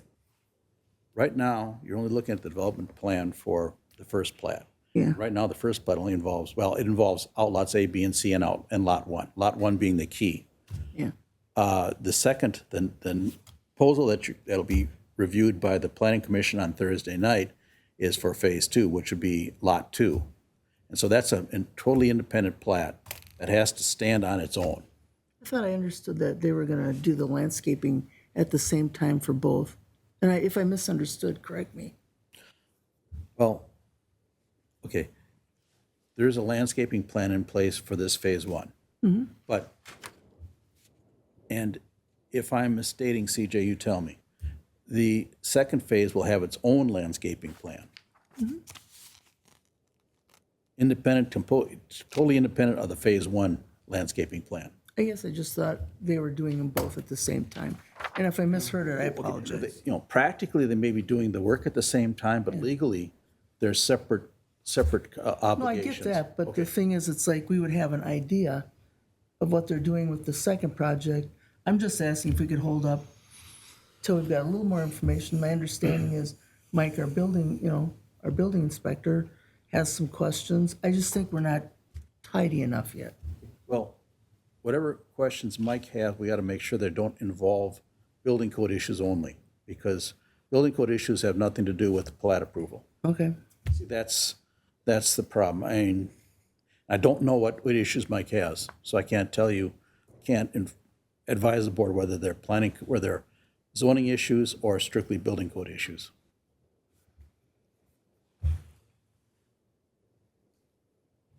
You still want to make a motion to, I'd like to table it just because it seems a bit messy to me. all right, motion's been made to table this. Do I have a second? All right, motion fails. Steve? I'd like to make a motion to approve the major subdivision request for the final plat for 5300 Centerville Road. The parcels listed in the agreement. I could read them if you need those partial IDs. Part of the record. Part of the record. With the additions as added, I believe to include fees and letter of whatever it is. I can't read my writing. Letter of credit. And also noting in 7D, the landscaping on Outlot A shall be constructed during construction of Phase 1 as of the agreement as of tonight. Phase 2 will have to be dealt with as Phase 2 moves along singularly. And also adding what the town attorney has asked what is it, you want something assuring the performance, what do you call it? I can read the language again. Okay. This is right out of the, okay, I will point out that under section 5.9 of the proposed development agreement, there are requirements for financial security, being a bond 110% of the proposed cost, and as part of the note, additionally, the developer shall be responsible for all typical development fees identified in township fee schedule adopted by township code. So that's part of it as well. But I think that language needs to be clarified as part of the development agreement. But we can do that. But the thrust of the development agreement is to include all fees. Well, I can't wait to read Megan's minutes. Yeah, right.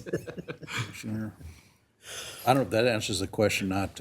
Yeah, so that is my motion. Okay. All right. And just before you vote on it, just so we're clear, here's what the statute says, that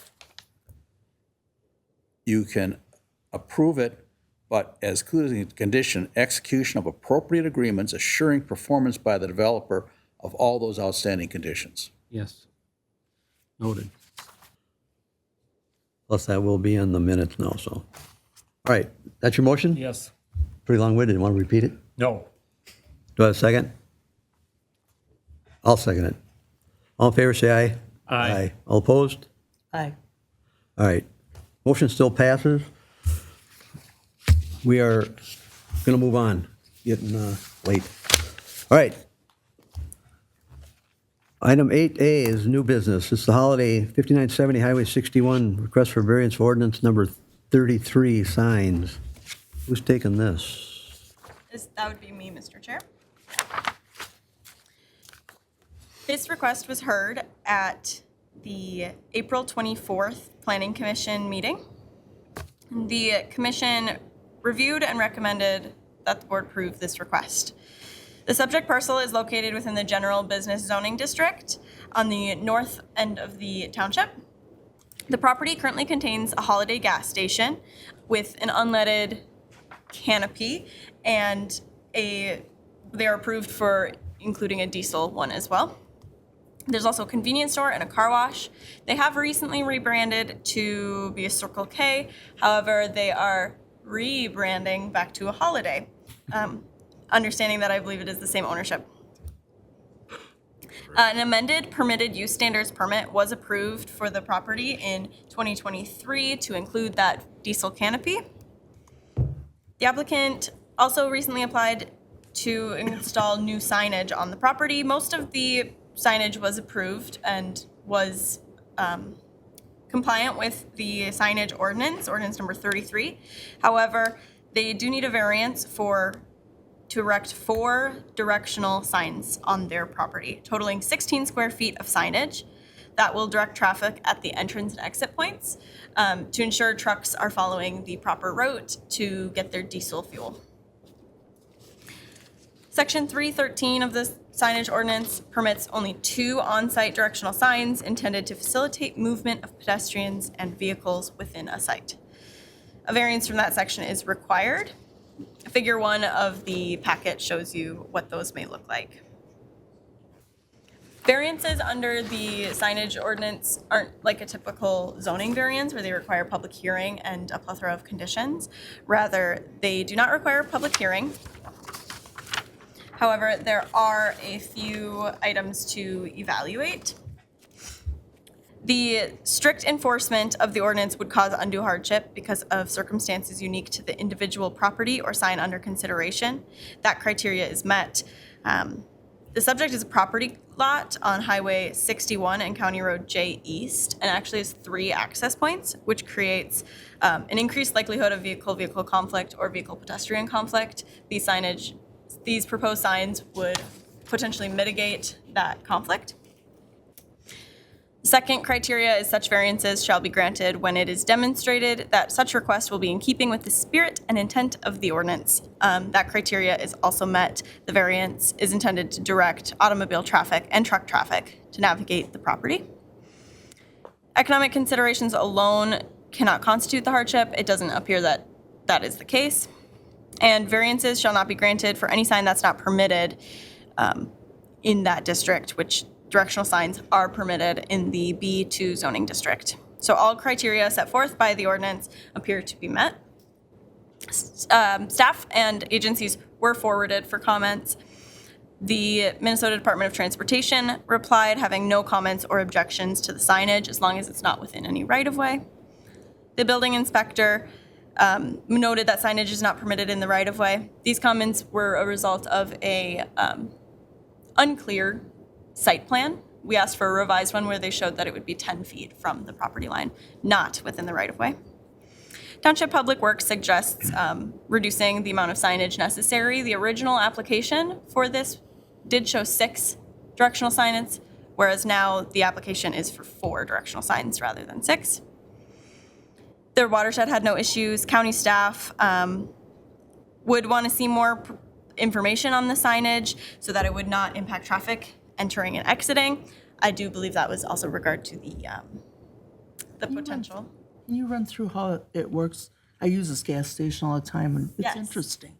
Yeah, so there are 3 entrances, correct? Yep. One on 61, sorry. Can I ask you where I'm specifically looking for? When you're going on, when you're going northbound on 61, you come in. Yeah, so their approved diesel canopy is going to be located on the east side of the property. Okay. So they'll be directing truck traffic to use the 2 outer entrances in a single direction. So I'm not certain if that direction is entering from 61. I think that would make sense. They would be entering from Highway 61, going around and exiting County J. And their intention, as stated at the Planning Commission, was to keep the truck traffic along the outside of the property, or outside of the building. While trucks can move how they wish, the signs are just okay, because there's a car wash there, so you can come in, you can either gas up, or if you're a truck, you're gonna go around it and on the east side of the building, correct? That's correct. Backside. How much space have you, literally, how much, because most people usually come, go around here, although the school buses tend to park facing Highway 61 and blocking it. So that should be interesting, if you can get them to stop. But will you be able to go, will there be enough room for people coming in to go out at the second entrance, the more east side, the more easterly one, onto, Yes, there would, and I can refer you to the plans from that diesel canopy in the future if you'd like. Well, I know, but this is showing the actual traffic patterns. So you're talking about between that canopy it and was, there? mine was blurry when I pulled it up. That's what I was asking her to tell, yeah. They come in like this, and a lot of times they gas up, then they come around and go out this way. Because this one can be a little fraught, because if you're making a fast turn, there's been conflict here. Most people like to go out here.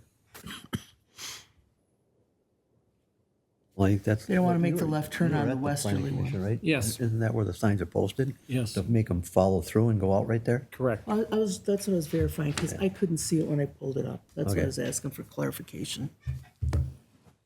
Yes, that's why they wanted more directional signage too.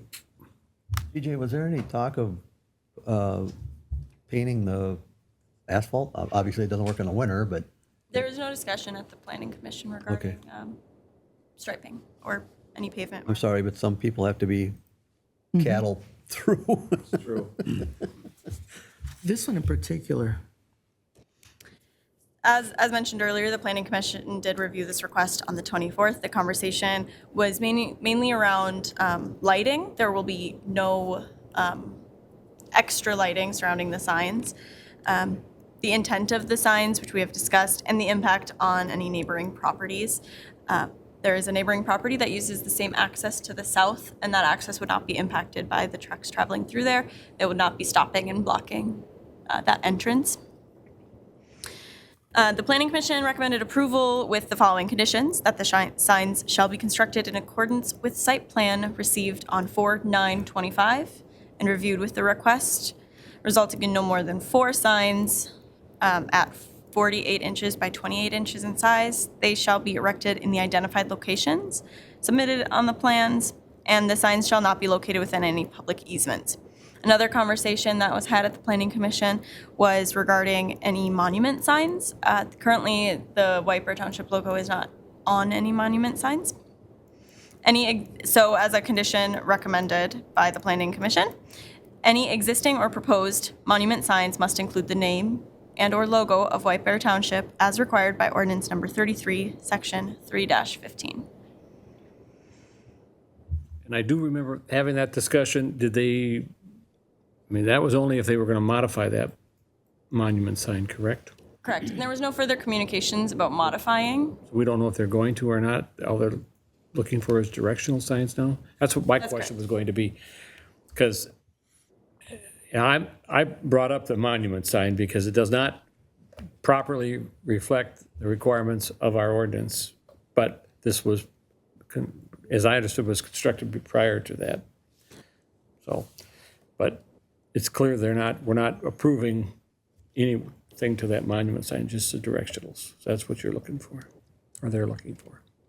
I would recommend then changing this recommendation or this condition, based on your clarification. Instead of saying any existing or proposed, saying if the monument sign is reconstructed or remodeled, then it shall meet those requirements. I think I don't think we could force, my understanding was, Chad, you can't force, they're not touching an existing sign that doesn't meet our current standards. So we can't force them because they're doing something else at the site to meet our sign standards for identifying White Bear Township. Does that make Only any if sense? there was some connection between what's being proposed tonight and the sign. It doesn't sound like there is, so. The nexus is the term they like to use. Yeah, as long as it's clear that they touch it, they fix it. That's my view.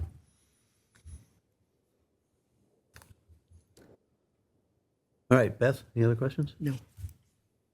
All right. Seems like pretty straightforward. Do I have a motion? I'll move to approve the, is it a variance? Is that what we're? A variance to ordinance 33. Variance to ordinance 33, I can't read it, it's a problem. 33, You want this one? well, it's just that thing got so small, I can't see it anymore. Yeah, a little button when you blow it up. I'm blowing it up. I'm getting there. All right. I even know how to do that. Well, it changes all. Here, it's right at the very bottom. I've highlighted. No, I have it here now. Request for a variance for ordinance number 33 signs to allow for 4 directional signs on site, making it also that they are not to touch the monument sign unless they change it to meet the current township ordinance.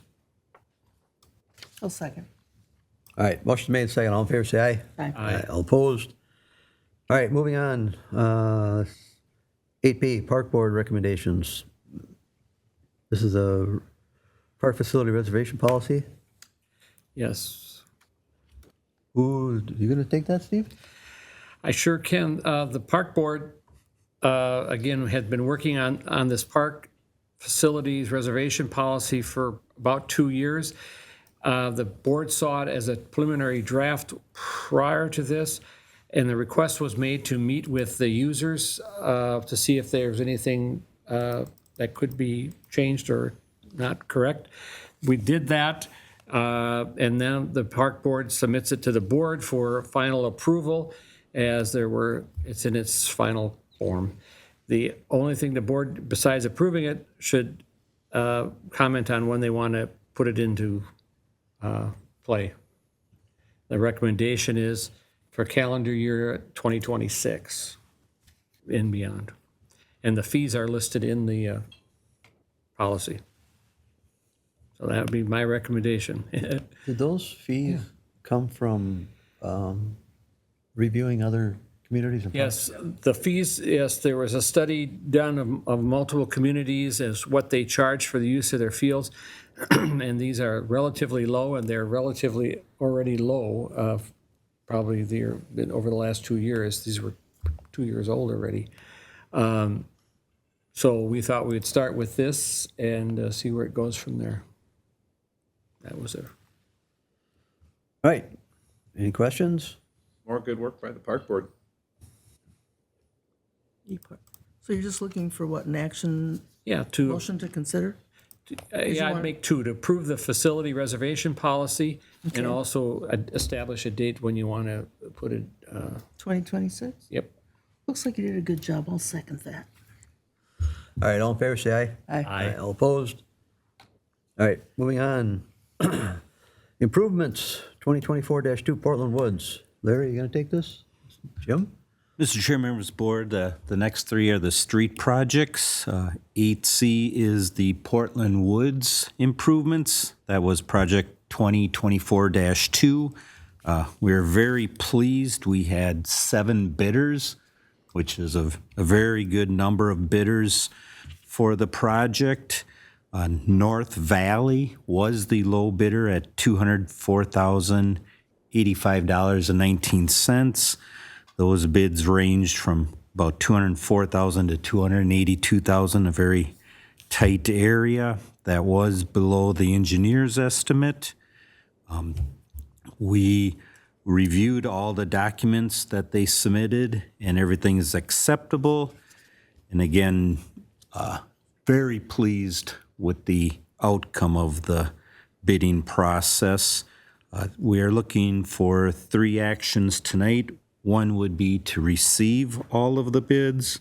The second would be to award the contract to North Valley in the amount of $204,085.19. And the third would be to authorize TKDA to perform the construction services for an amount not to exceed $28,500. All right, any questions or comments? Yeah, do you take them all at once, or? No, I think we have to Each one separate. separate motions for 3. Okay. I'll make a motion to receive the bid for the improvement for the 2024-2 Portland Woods for North Valley, Inc. at $204,085.19. Well, let's take the first one first. You want to, Isn't that the first one? receiving the bids? Receive bids. Yeah, But then you want to, Receive all bids. right, you got to receive them all. that's why I asked you. Okay, receive all the bids. Pardon me. I'll second that. All right, all in favor, say aye. Aye. All opposed? All right. Then you can do the award. Okay, so I'll make a motion to accept the awards for the project improvements. That'd be for North Valley and the. Okay, okay, North Valley. Do you want me to name them all? Nope. Just North Valley. Just the one that won the You're going to bid. award it to them. All right, we'll award to North Valley for $204,085.19. Have a second? I'll second that. All in favor, say aye. Aye. And the last one? Anderson, 2024-3 Anderson Lane. No, to have TKDA Oh, proceed. I don't know about the amount. We might have to negotiate that. Yeah. We just have to blindly agree to this, Jim? okay, well, let's accept that TKDA is going to, let's see, award, will authorize TKDA to proceed with construction services. Have a second? I'll second that. All in favor, say aye. Aye. Aye. All opposed? All right, the next one is 2024-3 Anderson Lane. Again, Mr. Chair, members of the board, we are very pleased that we had 8 bidders, which is an excellent number for this project. North Valley was the low bidder at $497,063.11. The 8 bidders range from $497,000 to $644,000. Again, this was below the engineer's estimate. All the documents received were reviewed and they're in compliance. And the third component would be to authorize TKDA for construction services for an amount not to exceed $81,300. All righty. Any questions or comments on that one? No. I'll make a motion to adopt receive the bids. Second? All in favor, say aye. Aye. All opposed? That motion carries. I'll make a motion to award the contract to North Valley, Inc. in the amount of $497,063.11 as a low bid. All in favor, say aye. Aye. All opposed? All right, last one, Steve. I'll make a motion to authorize TKDA to proceed with the construction services for a cost not to exceed $81,300. Ouch. I'll second that. All in favor, say aye. Aye. Aye. All opposed? All right, then we have item E, that's the improvements for Jennings Lane. This was formerly known as Silver Fox area. Okay, I'll make a motion to. You want to go through that one first? Sure. And again, Mr. Chair, members of the board, excellent 8 bidders. The Dressel Contracting was low at $1,978,802.94. The range was from 1.979 thousand million to 2,425,000. Excellent results again. We've reviewed the documents. Everything complied with the requirements. And the third component would be to authorize TKDA for construction services for an amount not to exceed $254,700. All right, any questions on that one? All right, first one, I need a motion for receiving the bids. I'll move to receive the bids. I'll second. All in favor, say aye. Aye. Aye. Next, Make a motion to adopt the resolution awarding the contract to Dressel Contracting, Inc. in the amount of $1,978,802.94. Second. all in favor, say aye. Aye. Aye, all opposed? And then the last one, Steve? I'll move to authorize TKDA to proceed with the construction services for this project at a cost not to exceed $254,700. Second. I don't know, that seems like a lot. All in favor, say aye. Aye. All right, that concludes our agenda. As an aside, Mr. Chair, I was told today that TK should have ideas on interest rates for bonding on these projects by the executive meeting on the 30th. Okay. And hopefully that market matches how aggressive the construction market is. We're counting nickels. Yep. All right, we have open time. We have a rep from White Bear Press. Name and address. My name is Logan Guion, 12599 Europa Avenue North, Hugo. So surprisingly not about the big one tonight, but more about the Holiday Station Store. I have a question about that. I was out in the hall for a little bit on that one, but this one comes from my mom who lives nearby. We frequent that station store quite a bit. Is this going to greatly affect traffic on County Road J? Because there's already the first student bus hub there. Now these signs are going to be on that north edge. And I know, I think 61, it's a pretty sharp, turn off into the gas station. So I don't see a lot of trucks using that one. Do we kind of know what the future holds in that regard? Press hat is kind of half off for this, but not all the way off. at the night that they presented this to the planning commission, that question was asked and they were unsure, but they did not expect a lot of traffic. Okay, that's okay. Good to know. Relative. Yeah. Yeah, unless you're gonna build a canopy for diesel and trucks and you don't expect traffic. Okay. Not. If the member of the public reaches out for meeting minutes regarding that request from 2023, there may be more information on truck traffic with the request that was approved in 2023 for the diesel canopy Okay. in those minutes. Let's get on the record. CJ, you have been indispensably helpful tonight. Thank you. Quite separately, and this is press hat all the way off. I don't remember the man's name here about the increased traffic on Centerville Road.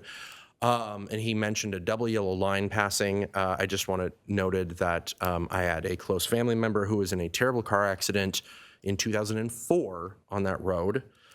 When someone crossed the double yellow line, this is not a new issue. So I don't believe the board should consider that tied to current developments. It's been an issue, and I understand the issue with the county pretty intimately on getting at. You know what? Everybody is just driving so aggressive now. It's everywhere. It's just not Centerville Road. It's pretty frustrating, and using a shoulder as a bypass lane, I couldn't help but laugh. Ha! Not funny, but Yeah, solid white lines are just a suggestion. oh yeah, apparently yeah. So not speaking as a member of the press there, I do want, as a citizen who uses Centerville Road, I do want that on the record that that's been going on for a while. People crossing the double yellow line there, and that's not necessarily anything that this current landscape or board is responsible for. In my personal feelings, again, not as a member of the press, crossed all my I's, dotted all my T's, we're good. Logan, this is not going to be a good year anyway, with all the commotion going on in Counter J. Now we've got a development coming, and we're still working with North Oaks Company because we need to get some water meters put along that road. That road's going to be a little bit ugly for at least a year now. I hope that you all watch this meeting and that the camera catches my lack of hair. Thank you all. I don't know anything about land contracts, so it's been a learning experience. All right, thank you. Welcome. Yeah, thank you. An education. All right, I need a motion to receive agenda material and supplements. So moved. Second. All in favor, say aye. Aye. Aye. I need a motion to adjourn at 8:57. So moved. Second. All in favor? Aye.